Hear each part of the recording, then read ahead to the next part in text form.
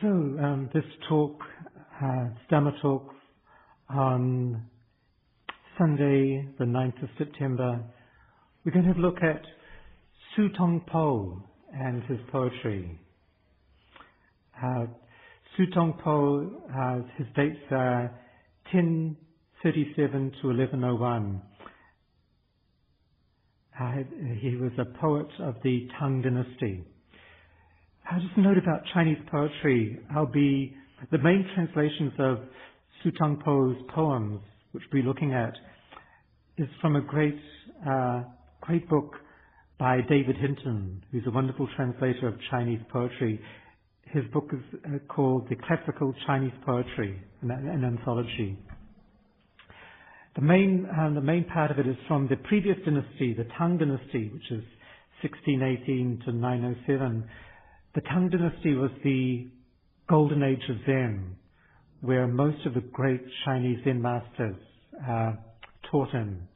And it's also the golden age of Chinese poetry as well.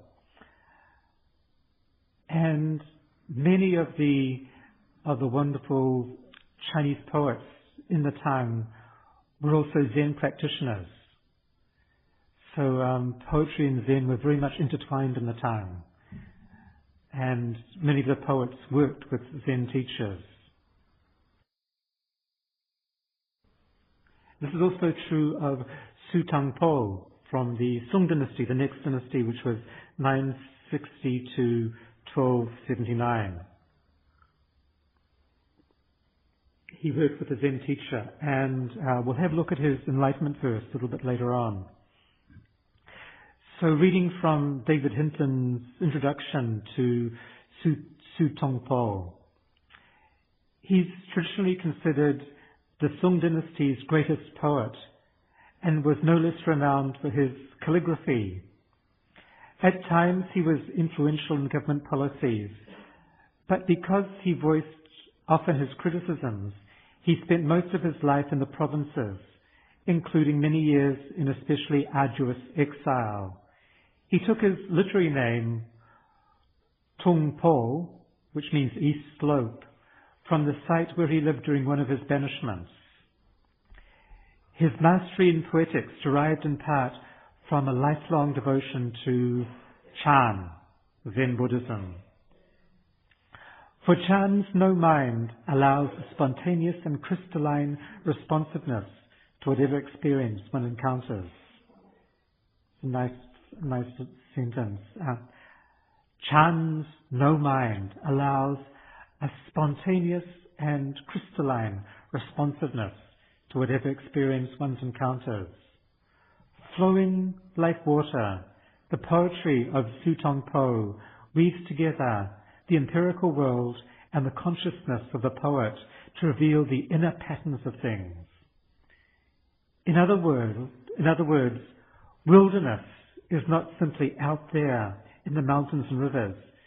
It is also here within us. That will be a theme of our talk today, that nature's not only out there, but of course it's our true nature,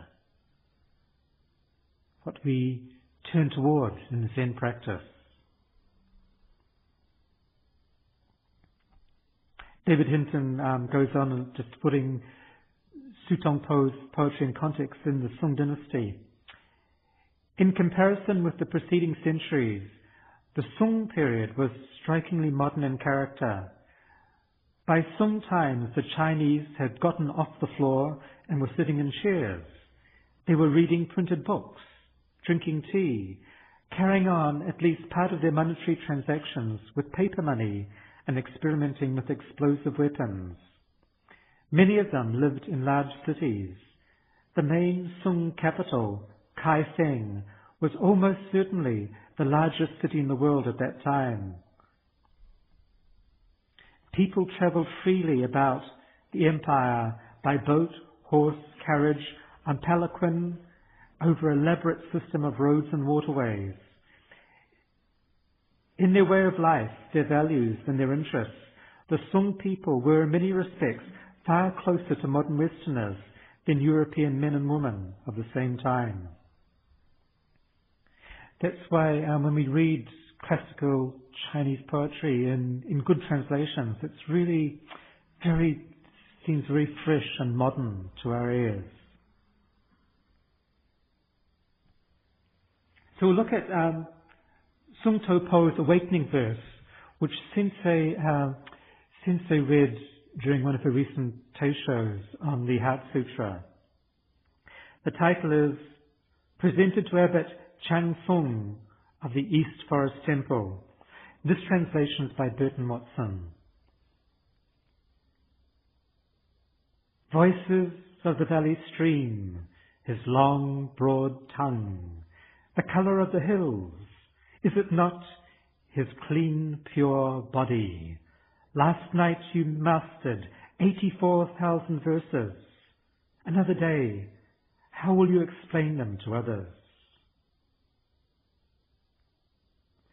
Voices of the valley stream, this is his long, broad tongue. Of course, refers to the Buddha. The Buddha, one of the markings of the Buddha was that he had a very long tongue, a tongue that could touch the top of his forehead when extended. The colour of the hills, is it not his clear, pure body? The body of the Buddha was said to have a wonderful colour, golden colour, and this colour is reflected in the hills and the mountains. Last night you mastered 84,000 verses. Everything became apparent. All the sutras became crystal clear, and yet in the morning, how will you explain them to others? Can't be put into words.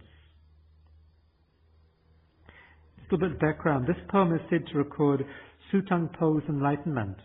Abbot Chang Sung had given him the koan about the inanimate things continuously expounding the Dharma. And we'll get to this koan. Tsu stayed up all night working on the koan. Then at dawn wrote this poem as an answer. Upon reading it, the abbot acknowledged Tsu's awakening. Just the alternative translation, David Hinton's translation. A murmuring stream is the tongue broad and unending. And what is mountain colour, if not the pure body? 84,000 gathas, filling a passing night, but still, whence day has come, how could I explain them to anyone? So we'll take a brief look at the teachings of the insentient, of inanimate things, which was a teaching that developed in Mahayana Buddhism in China. It began with Tao Sheng, who was an important Chinese monk who lived from 360 to 434 AD. And he was a central figure in the development of Mahayana Buddhism in China. And the big shift from Theravada Buddhism to the Mahayana was the move away from the Arhat archetype, the disciple who sought enlightenment for himself or herself and withdrew from the world, to the archetype of the Bodhisattva, who delayed his or her complete enlightenment to remain in the world and to help others, ferry others over the other shore. So there was a move away from the Arhat ideal to the Bodhisattva, but there was also a move away from the Buddha, Shakyamuni Buddha, the historical Buddha, to Buddha nature, the teaching that all of us are whole and complete, that we lack nothing. There was the other important shift in the Mahayana, that Buddha nature is the ground of our being. And with this shift comes the teaching that all beings are intrinsically Buddha, and that each of us can realize our true nature. However, in early Mahayana circles, a heated debate arose about what constituted Buddha nature. And traditionally, there was a type of person called an Ichantika, who is regarded as an outcast from the path of enlightenment, completely devoid of Buddha nature, and therefore incapable of self-realization. In modern times, maybe a Hitler or a Stalin. And challenging this accepted doctrine of the time, Tao Sheng made the revolutionary statement that all beings, without exception, have Buddha nature and can attain enlightenment. At the time, this sounded like heresy, and he was sent into exile. And so, as an old man, he found himself in the wilderness, a bit like Tsu Tong Po, who was also banished from government. But his exile didn't last long, because a complete text of the Nirvana Sutra was then translated into Chinese a year or so later. In the sutra, the Buddha clearly states, every being has Buddha nature. And so Tao Shin was vindicated and eventually praised for his penetrating insight. And in the centuries that followed, the universality of Buddha nature was absorbed into the Huayan and the Chan, the Zen schools, and became a central tenet of Mahayana Buddhism. This is the nice part. Get this. Tao Shen taught that not only sentient beings, but the insentient also possess Buddha nature. And this is echoed in a famous statement by Dogen. You think that your mind is thoughts and concepts, but it is really trees and grasses and pebbles and tiles. Legend has it that while he was in exile, Tao Sheng gave a Dharma talk to some stones, and the stones nodded their heads in appreciation. So in Buddhism and Zen, we see that everything's interconnected. In the words of Thich Nhat Hanh, we inter-are, not only with each other, but with our environment. Our true nature and nature are not two things, they're not separate.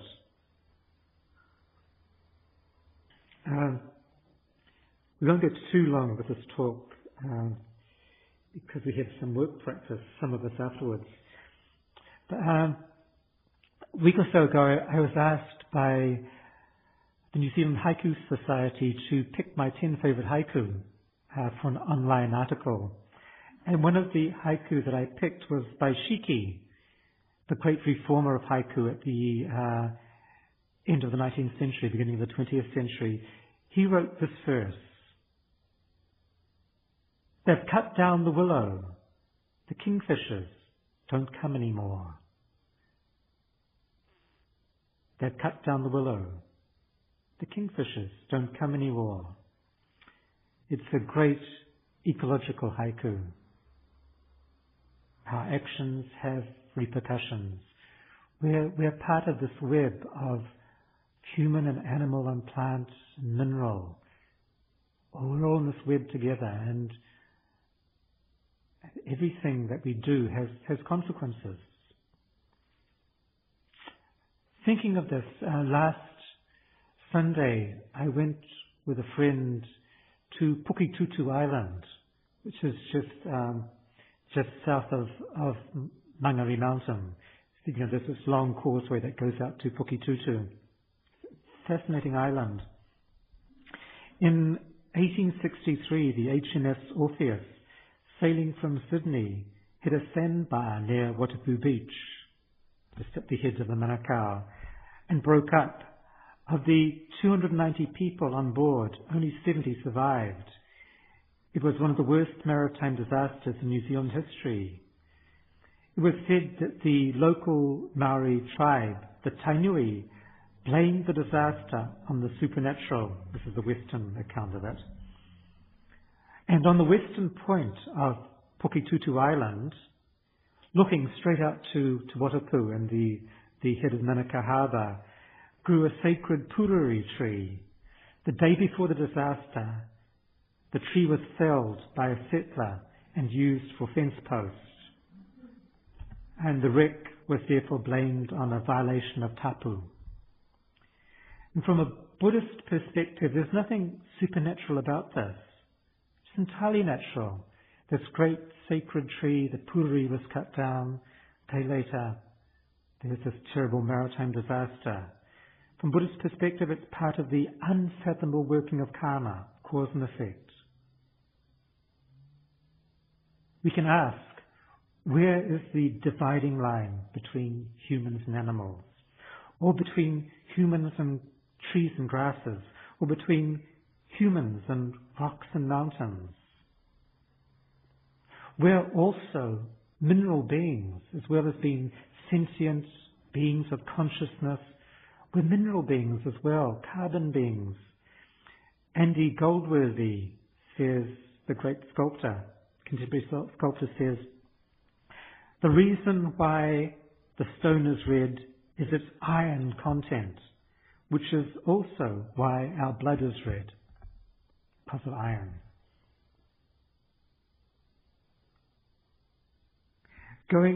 Just taking a brief look at the koan that Tsu Tong Po was given. The famous dialogue between Dongshan, who became a great Zen teacher, and his master Yongyan. Dongshan asked Yongyan, who can hear the teaching of insentient things? Yongyan said, it can be heard by the insentient. Dongshan asked, do you hear it, master? Yongyan said, if I heard it, then you wouldn't hear my teaching. Dongshan responded, that being the case, then I don't hear your teaching. Yongyan replied, if you don't even hear my teaching, how could you hear the teaching of the insentient? And Dongshan was enlightened on hearing this, and he responded in verse. This is his verse.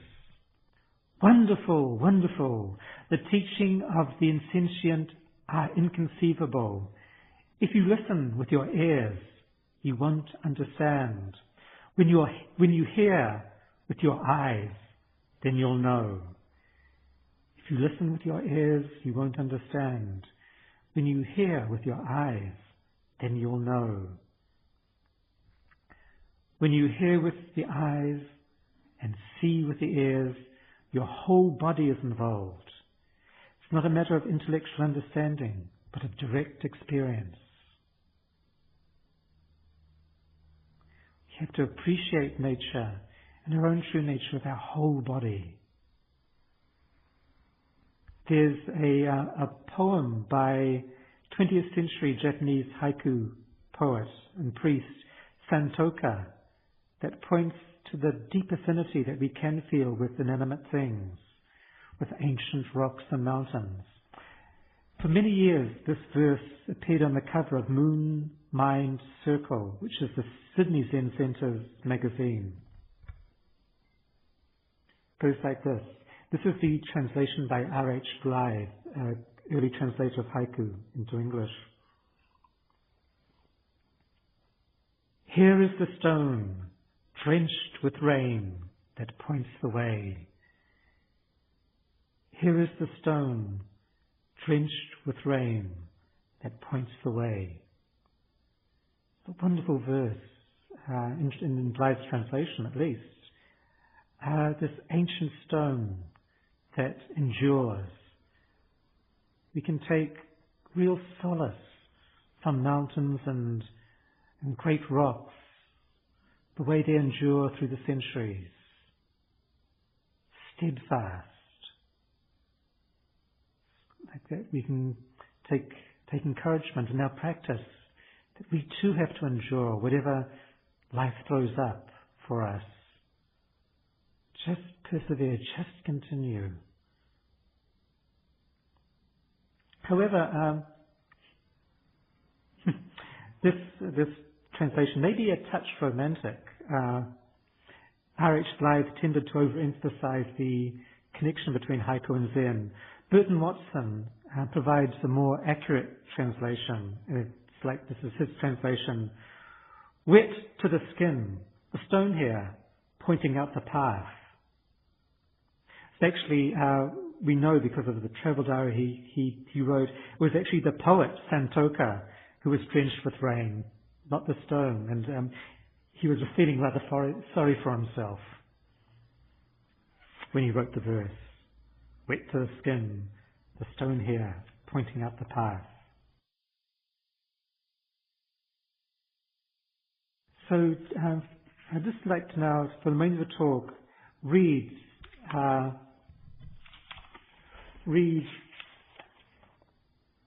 Tsu Tong Po's, some of Tsu Tong Po's poetry. As we mentioned in the biographical note, in his later years he was exiled. This was a common occurrence in both the Tang dynasty and the Song dynasty. Politics was always changing, and educated people who had high places in government often fell out of favor with the new sort of regime that came in. And in the Tang dynasty and the Song, fortunately, there wasn't the death penalty, or the death penalty wasn't imposed most of the time, but people were sent out in exile to the provinces, into the distant mountains. And the poets of the Tang and the Song dynasty, in the main, when they were exiled, they embraced this exile. In fact, Tsu Tong Po and many others saw it as a blessing. They saw it was an opportunity for them to remove themselves from the capital, from political machinations and all that went with it. And they embraced the life of being a hermit, a recluse. And they took the opportunity to study with Zen teachers in the mountains. And the greatest poetry of the Tang dynasty and the Song comes out of these poems of exile. There are a lot of poems about saying goodbye to friends, knowing that you're parting with friends and you may never see them again, the great distances you'll have to travel. So poetry of Tsu Tong Po is also the poetry of distances. China's a vast country, many mountain ranges and great rivers, and the poets of the Tang and the Song celebrated the mountains and the rivers and the natural landscape and the great distances involved. So this is the first poem that we'll look at in this series. It's got a long title. 12th moon. A light snow overnight, so I set out early for South Creek, stopped for a quick meal and arrived late. Snowfall at South Creek, it's the most precious of things, so I set out to see it before it melts. Hurrying my horse, pushing through thickets alone, I watch for footprints. And at dawn, I'm first across fresh snow on a red bridge. Houses in shambles beyond belief, nowhere even to sleep. It's a village of starvation, voices mere murmurs. I gaze, only the evening crows know my thoughts. Startled in flight, 1,000 flakes tumbling through cold branches. So the poets of classical Chinese poets, as well as celebrating the natural beauties of mountains and rivers, they also didn't block out the suffering that they saw, of the suffering around them. So this poem is interesting in that it changes. At first, there's the poet's eagerness to get out and see the snow before it melts on this beautiful red bridge. And then he realizes that there's also a village where people are starving. Houses in shambles beyond belief, nowhere even to sleep. It's a village of starvation, voices, mere murmurs. He gazes and then returns to nature. Only the evening crows know my thoughts, startled into flight, 1,000 flakes tumbling through cold branches. Next one, at 7 Mile Rapids. A light boat, one lone leaf, a startled swan, 2 oars, water and sky a pure clarity, reflecting deep, waves smooth, fish royal this duckweed mirror, and egrets dot misty shorelines. We breeze past sandy streams, frostfall streams cold, moonlit streams aglow, ridge after ridge like a painting, bend beyond bend like a screen. Here I think back to Yen Tzu Ling's empty old age, Lord and recluse one dream, renown's empty then as now.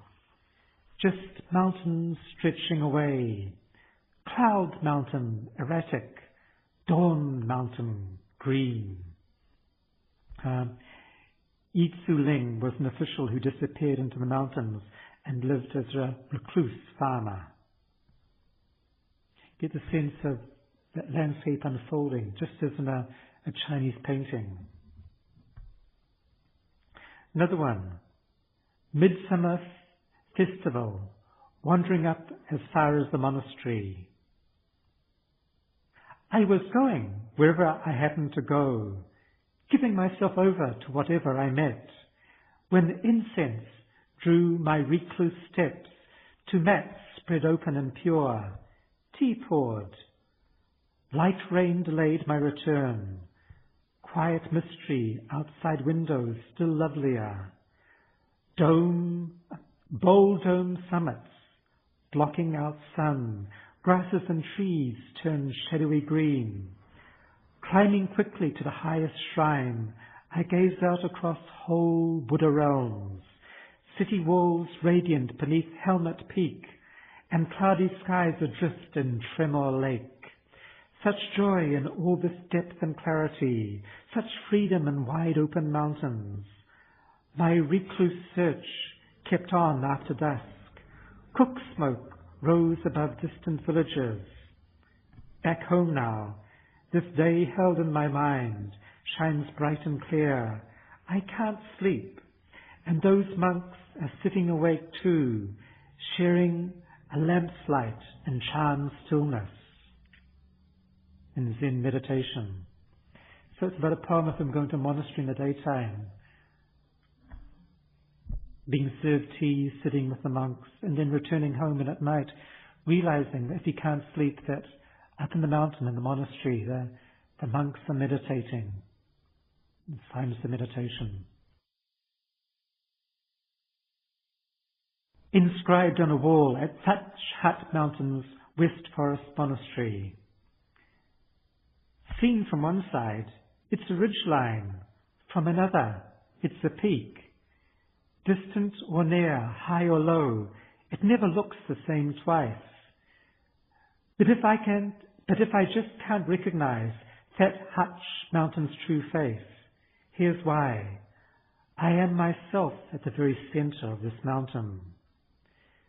But if I just can't recognize Thatch Hut Mountain's true face, here's why. I myself are at the very center of this mountain. We can say we can't realize who we truly are, or what Mu is, because we are it already, so close. Put another way, there's nowhere to go. We're already there. We just need to drop all our grasping, all our conceptualizing, all our self-reflection. Forget the self. These first lines, seen from one side, it's the ridge line. From another, it's the peak. Think of this with Mangere Mountain. The Mangere Mountain has 2 peaks. I think the left peak is a little bit higher than the right. But if you see it from the south side or from Pukitutu Island, it looks like that the left peak's a little bit higher, the left dome is a little bit higher than the right. And as you go around from different perspectives on Mangere Mountain, it's always changing. It's very mysterious the way it changes from different views. The importance of forgetting oneself in our practice and really uniting with the practice, with Mu, our koan or the breath. There's Santoka provides a signpost for this process. This is Santoka's most famous haiku. The deeper I go, green mountains. Deeper I go, green mountains. Emphasis is on going deeper,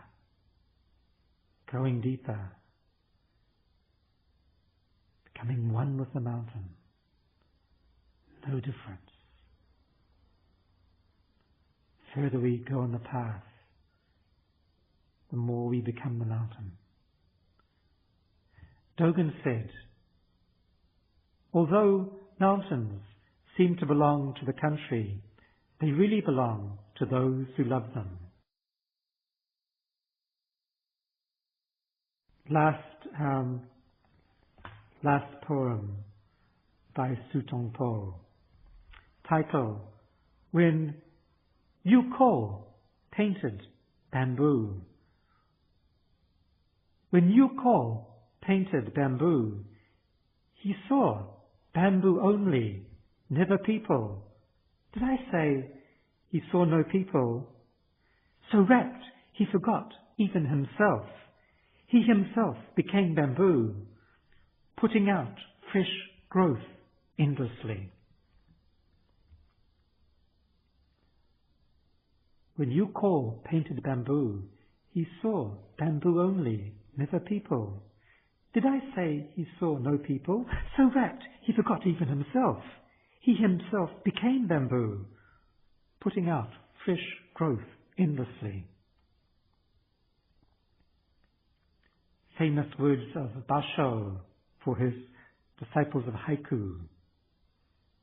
Learn of the pine from the pine. Learn of the bamboo from the bamboo. And again, final verse from Santoka, final haiku. Bamboo shoot, on its way to becoming bamboo. How honest it is. Lovely haiku. Bamboo shoot, on its way to becoming bamboo. How honest it is. It's just a bamboo shoot. It's not yet a strong stem of bamboo. That's okay. Knows its limitations, at the same time it knows that it can grow. It's its very cells. The same with us. We each have limitations. Our limitations, our obstructions or problems. We each have practical limitations in our life. We may never be a neurosurgeon or a great athlete or even a very good gardener or a master chef. Although we can still garden and cook, and that's okay. That's just the limitations that each of us have. Each of us is unique. But when it comes to mind, when it comes to realizing who we really are, then there's no limitations. There's a haiku that there's a koan in the Shoyuroku that points to this. It's case 70 in the Shoyuroku. Just to realize the different stages where we are in the relative world, as well as acknowledging what's boundless as well. Master Jinshan asked Master Shuishang, you know clearly that life is non-life. Why are you still attached to life? Shuishang said, the bamboo shoot necessarily becomes a bamboo. I am still a bamboo shoot. You cannot make a bamboo rope out of me. Jinshan said, later you will realize yourself. Shuishang said, my view is just as I said. What is your view? Jinshan said, this is the hall. This is the kitchen. Shuishang bowed. That's the koan. This last line. This is the hall. This is the kitchen. The teaching of the insentient. In the hall you meditate. Hall there are cushions and mats which have their own teaching. In the kitchen there are frying pans and whisks and ladles. They have their teaching too. And the final haiku by Basho. Many sad junctures. In the end, everyone turns into a bamboo shoot. It's a lovely haiku by Basho. Many sad junctures. In the end, everyone turns into a bamboo shoot. We're all fertilizer, basically. Basho wrote this while contemplating the grave of Kogol in a bamboo grove. Kogol was the concubine of Emperor Takakura, 1161 to 81, and she drew the ire of a tyrannical politician and eventually committed suicide by throwing herself into a river.